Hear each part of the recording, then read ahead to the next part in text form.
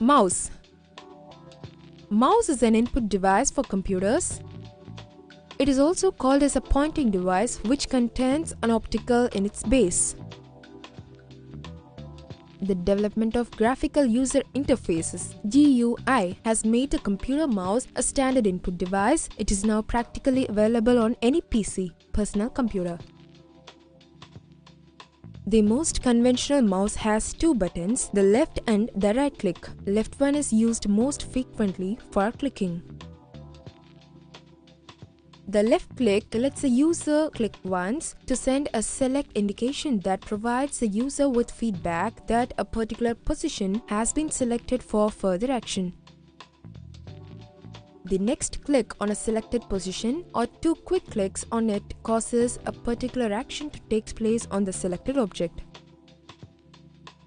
The right click usually provides some less frequently needed capability. Use of right click.